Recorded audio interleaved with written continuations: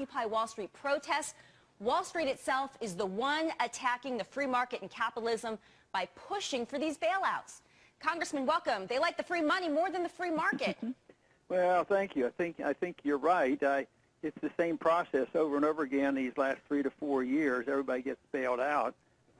It doesn't solve the problem because the excessive debt is what you have to get rid of, and you can't have growth until the debt is liquidated.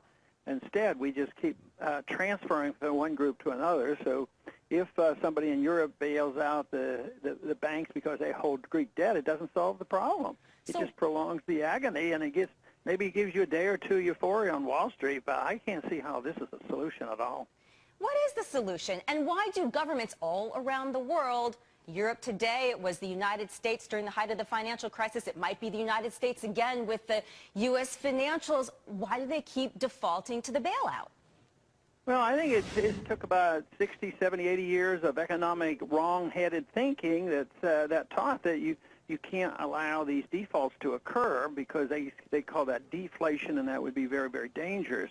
But politicians and the central banks always want to inflate, and the market always wants to deflate, that is, get rid of the mistakes. They get to get rid of the excessive debt and the malinvestment.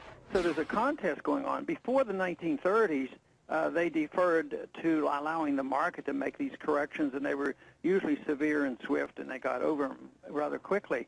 But now we have followed the pattern of what we did in the 30s and what Japan is in the process of doing. But I think it's a consequence of faulty thinking, and this whole idea. See, Keynesian teaches that if you're having trouble, it's only because the people aren't spending enough money.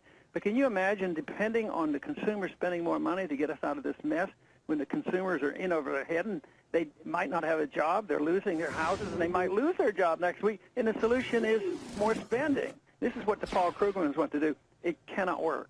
Speaking of Paul Krugman, a Nobel Prize-winning economist, the Nobel Prize for Economics this time around, interestingly enough, went to two economists whose research showed that people aren't stupid. They understand, Congressman, that stimulus spending ultimately results in increased inflation and further indebted countries. Average, everyday people get this. Why doesn't Wall Street?